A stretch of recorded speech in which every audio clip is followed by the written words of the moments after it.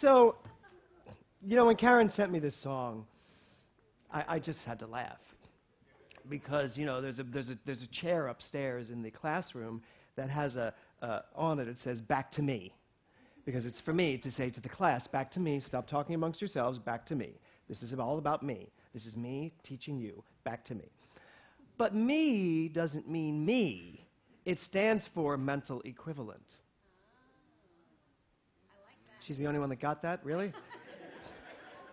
Me stands for the mental equivalent. And what that song basically says is that we have spent most of our lives praying to an outside deity, asking for it to give us, to fix us, to do for us, to be what we need it to be so that we can get by. When truly, it's really all about the mental equivalent in our minds that allows us to create whatever it is we want to create. So in essence, it is all about me. And it is all about you. Because it's about the mental equivalent in your mind. Do you have in your mind what is necessary to get the life you want? Do you have in your mind an equivalent of the joy you want in your life, as Karen said from Troward? Do you have in your mind the equivalent of the money you want in your life? Do you have in your mind the equivalent of the health you desire in your body? Do you have in your mind the equivalent of the love you say you want in your relationships? Do you have that in your mind? And the only way you know whether you have it or not is to look at whether you have it or not. Did you get that? That's the only way you know. So if you don't have it, you don't have it. It's that clear, and I'm sorry to be so blunt, but this is how I talk to myself. If you don't have it, you don't have it. And if you want it, you better get it in mind. And if you want to get it, if you're going to get it, you have to be willing not to take everything else. Not to spend so much time having the mental equivalent of lack. Not spend so much time having the mental equivalent of dis-ease. Not spending so much time having the mental equivalent of problems, relationships that are distracting. Not allowing yourself to be the mental equivalent of a life you say you don't want to live. So that's really what that song is all about. And it is all about me. And you are the me that we're talking about. Your mental equivalent. Now, so when I went to Toronto, somebody said something very interesting to me. Well, they said a lot of interesting things to me there. And I want to just speak out because I know now that so many of them watch us. So hello to my Torontonian family. And certainly to Reverend Jonathan Zenz, who is doing a brilliant job in Toronto with his church and his people. And so someone said to me last week, among the myriad of things that were very challenging for me to comprehend in terms of what I wanted to do with it, but one of them was, this person, they were like, one of our biggest problems for marketing is that we are viewed as that group of selfish people that's all about themselves. And I was like, really? I don't see that. They said, no, it's always about what can I create, what can I have, what can I be? It's all about, it's selfish. It comes off as selfish, self-centered. He said, and it's gotten so bad, this is before, by the way, I gave my talk. This person said, it's gotten so bad, some of them now even say, I am God. So it's gotten so bad that they're selfish enough to edge God out, ego, edge God out, and actually think they are God. I was like, oh, you're going to love my talk on Friday or Saturday night. So that's how I started my week. And I was like, my week at the conference, and I was like, wow. And Reverend Michael Beckwith got up, and he was the opening speaker, and I was the closing speaker. And Michael just channels, he just talks, and it just came flying out of him for 2 hours. It just came flying out of him. And he said some really provocative things in there. And it was really fascinating because as I'm watching him, I'm thinking to myself, I bet he just doesn't even think about whether or not any of this is going to be offensive. If any of this is going to challenge people. And he doesn't. I generally don't either. I really don't. I believe it is our job to not be selfish enough to speak the truth, but to be selfless enough to speak the truth. I mean, here's the thing. Somebody said to me, and one of the other things that was said to me last week was, the problem is when you say I am God, you are making people feel less than, For the people that don't believe that they're God, you're making them feel less than, therefore you shouldn't be saying that. And I went and I immediately said, really? So in other words, if I am a world-class gymnast and I can actually edge out anyone else at this sport because I've actually gotten it so clear that I can do something that no one else can do, I shouldn't do it because everybody else is going to feel bad? No, that's not how you win the gold. That's what those are, by the way. Those are gold medals back there. They're the Olympic rings. Right? So no, I shouldn't pull myself back. We should not pull ourselves out of the light so that other people feel less than. It just doesn't make sense to me. So it was a very interesting thing, this whole idea of selfish and what our organization is. You know, you are part of New Thought. New Thought is really just looking at the ancient wisdom of the world and trying to get what they said the first time instead of the warped idea of where it's ended up. You know, when Jesus said, I and the Father are one, I don't think he ever thought he'd come back to a world, 2,000 years later, that are trying to teach the Holy Trinity, which wasn't even decided on until 800 years after he was died. I just don't think Jesus would say anything other than, no, I was trying to say, you are God. I am God. This is who we are. That's what Jesus was trying to say. So here we are 2,000 years later, religion gets in the way, blocks the message, because if everybody got that, oh my God, I couldn't have control over anyone. I couldn't have power if everybody else was told they had the power. That's really where religion has gotten to. And someone said to me, they said, but you are a part of a religion, because, I have these conversations with people. They said, but you're part of a religion. I said, yes, I am part of a religion, but my religion is going further and further and further and further and further and further away from what I believe spirituality is. And it was a very fascinating conference that way. So this first idea today is about selfish. Our month is express yourself, right? Express yourself. Now, yourself is either one word, yourself. You all know that, how you spell it one way. Yourself, express yourself. Or two words, express yourself with a capital S. Express the highest level of who you know yourself to be. Now, frankly, that is what's going on in the world. You right now are expressing yourself at the level of your consciousness, at the level of what you believe to be true about yourself. All of your limitations and all of your grand ideas of yourself all combine to be exactly who you are operating as in this world. Thank you, Karen. Could you tell I needed water? Thank you. So when I say express yourself, you're going to have to kind of be clear about what self are you expressing? Who are you expressing in this world? Who have you decided to be? And you know what that now comes to? Something that we have to talk about today, personality. How many of you have really great personality? Raise your hand. You guys know personality over here? It's a personality-free corner over here. I love that. Yeah. I talk to you. You have great personality. Okay, personality. But what is personality? Is that who I am? I mean, is that the self I'm talking about? You created your personality. Do you think you just arrived in these charismatic, fascinating, titillating people? Well, actually, you did. But everything you've decided to be in life is because you have made decisions. Or you've seen something and said, oh, I'll have what she's having. I want to be like that. Your haircuts.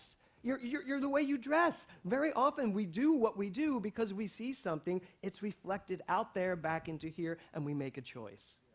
So if I say, express yourself, and you all show up expressing yourself, here, I'm expressing myself. You may think you're expressing yourself, but I'm actually here to tell you there's a you that you don't even know, because we have expressed ourselves into literally obliteration. And what they just did with that chant took me closer to the self that I want to express than the self that I get up every morning and dress. Not that I don't like this outfit, I do. So what I'm asking you to think about is there a way for you to strip it all away? Literally strip it all away. Get rid of all the trappings. Get rid of everything. I love that month. I think it was Sarah. Was it you that did the no makeup month?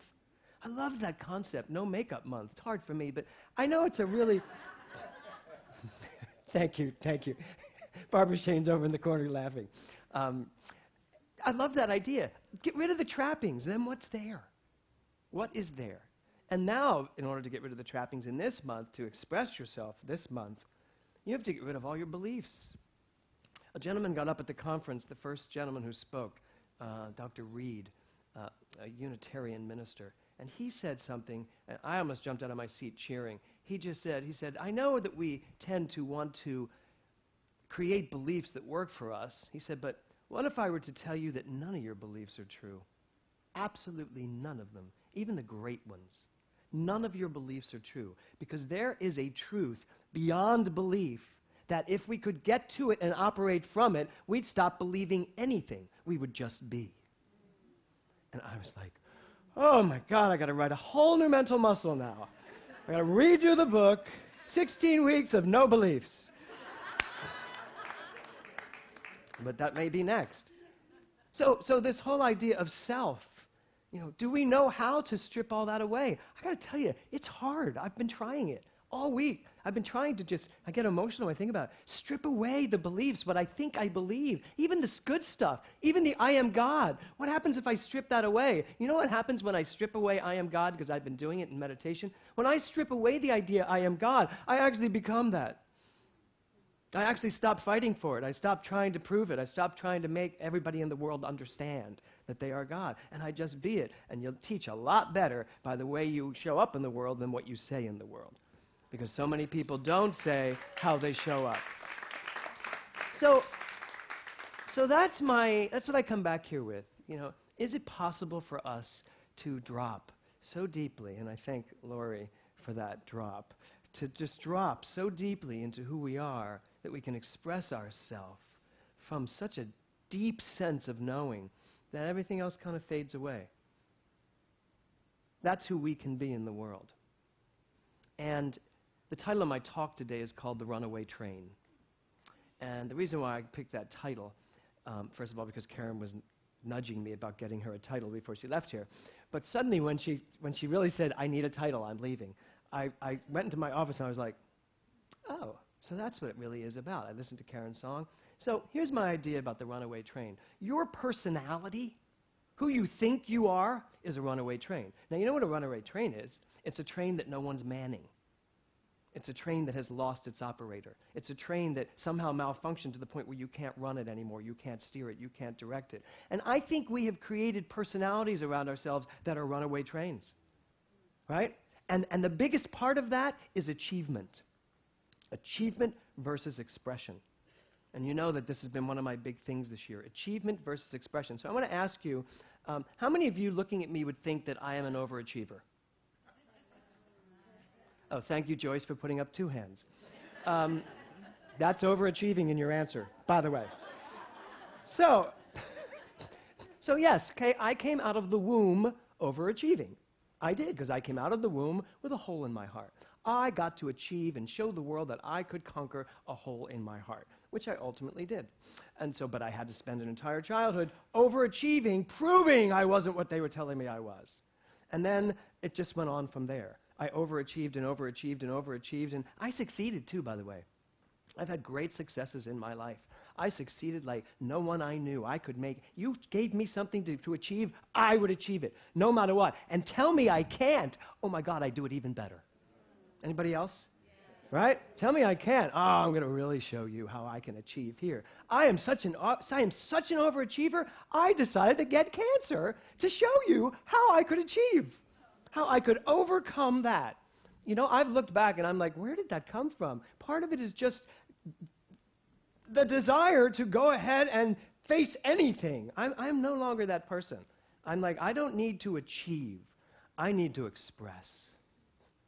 I don't need to achieve. I don't want to achieve. I don't want achievement to be the thing that is my runaway train.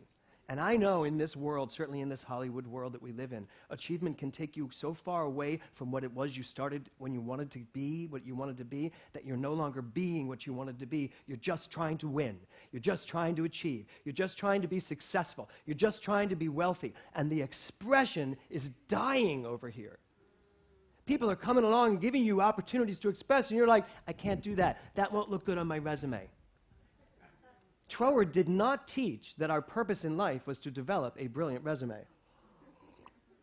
In fact, he taught our purpose in life is to enjoy life.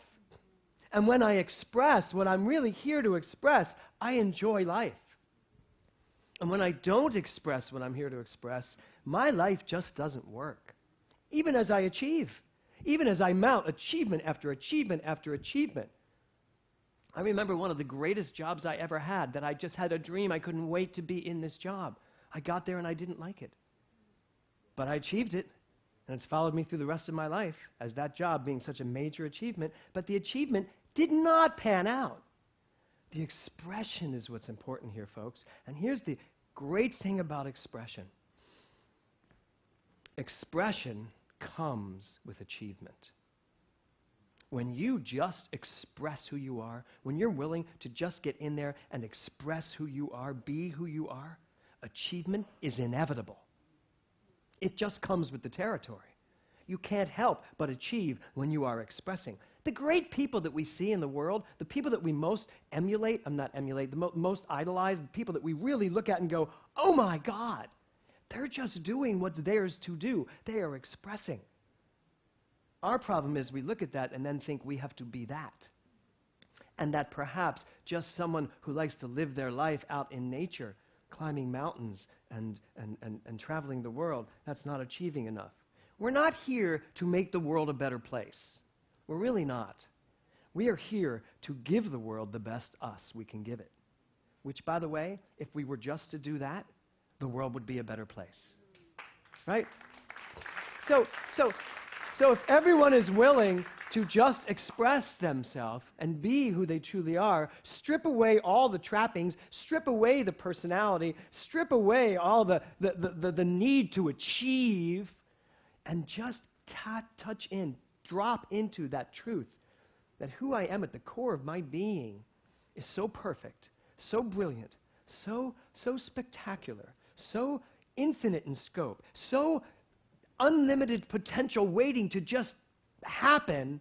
If we would just drop into that, I guarantee you life would take on a very different color. We would stop being the hamsters in the wheel going after something that we're never going to get to because the wheel is very confining. And you're not outside the wheel, so how are you going to get anywhere? Right? And I have that image because my son just bought a rat and it's upstairs. Yeah, I can't get that image out of my head. There is a rat in this building. But that's okay, because it is a creature of God that I will find a container for. So, express yourself. Express yourself. When I say with audacity, I don't mean you have to go shave your head or paint your body some color. I don't mean audacity that way. I mean, be audacious enough to say, I am God, no matter what happens. So, little story to close this. I get to Toronto, and I got off the airplane, and they called me and said, we need you right at the center to panel some of their practitioners. So I did. I went in and did the paneling. And I got there, I put my backpack on the floor, and I went and did the paneling. Come out, Reverend Rita meets me, she panels with me. It was a beautiful evening. I grab my backpack, leave the center, throw it in the back of a cab, drive to my hotel. I go to check in, I reach for my wallet, and my backpack, where my wallet was, is wide open. The wallet's gone. Now, I'm in another country, and I have no identification, and I have no wallet and no money. Rita's like, that's impossible. It's just impossible.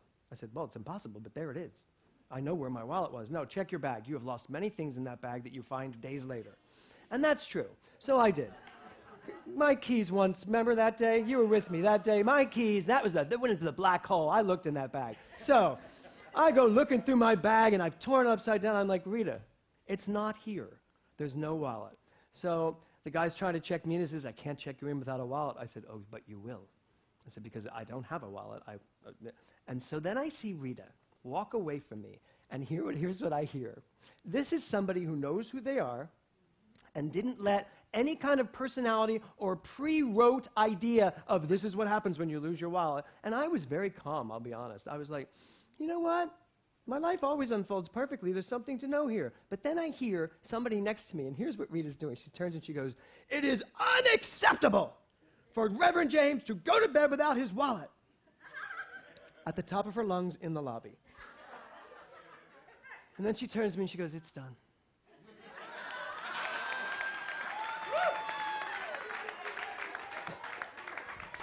Wait, here's the best part. So then I looked back in the bag. It wasn't there. So, and I said, all right, let's track this. I might have not zipped up when I left the airport. So it could be in the church. I called the church. They go looking, can't find it. It might have fallen out when I got out of the cab. It's on the street in Toronto, if it's still there. They go out, it's not there. I'm like, okay. Well, it could have fallen out in the back of the cab on my way from the church to this hotel. And I'm like, a lot of cabs in Toronto. How do I find out? I don't even know which cab it is. And I went, wait, Rita, didn't he give you a receipt that you didn't want to take, but then you took it in the last second anyway? And she said, yeah.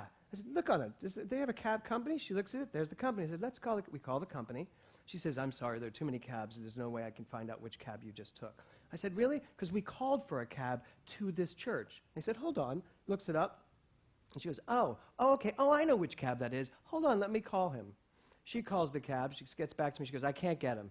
I said, all right, well, keep trying, and then, 5 minutes passes, and this gentleman calls me, and he says, I have your wallet. It was in the back of my cab. How could you leave a wallet in the back of my cab? My first thought is, don't guilt me. Just get me the wallet. So I was like, thank you. I said, yes, I did. I must have fallen out of my bag. He goes, well, I'm on my way back. I'll get it to you. So he comes back. He hands me the wallet. I empty all the cash I had and said, here, thank you so much. And that was that. Now, here's the question. Time being relative and all. Reverend Rita standing here and saying, this is unacceptable for Reverend James to go to bed without his wallet. Is that what did it? Well, here's what I want to say to you. When we strip away everything, all personality, all things, strip away everything, this cab driver insisting that Rita take a receipt was in reaction to my wallet being left in the back of the car, because there is no time. It doesn't really go forward and backward. It goes everywhere present. So you just don't know. You just don't know what every moment of your life is about.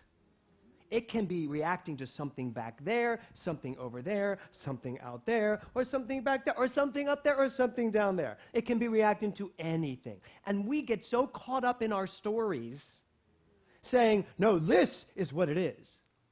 You know what? What if we really did stop believing everything and start dropping into a self that was always prepared to know the good? A self, and I'll go back to the top of my talk, a self that was always willing to be the mental equivalent of love only. Love only. I did my talk at the closing session, and people were very stirred up. Joyce and Sherry were there. People were very stirred up. It was very, and Marilyn and Terry were there. It was very electric. And I did talk about I am God. And I asked that group of people, about 200 people, I said, I just have one thing to ask you. Will you consider going forth in this world, in your life, and not being afraid to say, I am God? Not being afraid to know who you are. And it was a resounding applause, and they were very excited. The next day, 3 speakers got up to speak, and the first one basically reiterated my talk and how excited she was about it. Then Reverend Jonathan spoke and said, I'm his student. What do you think I'm going to say? And then the third speaker got up and pretty much backpedaled what I had said in a very respectful way, in a way of saying that we are not ready to hear that. This world's not ready to hear that. Well, you know what? I disagree respectfully. Not only is this world ready to hear that, more importantly, it's ready to see that. And so this month is your month to really get in touch with dropping all the crap that you think you are, dropping all the personality that you think you own, dropping all the trappings that you live in, and dropping into a truth so profound that when you express yourself, you don't have to say, I am God. It's just evident. Namaste.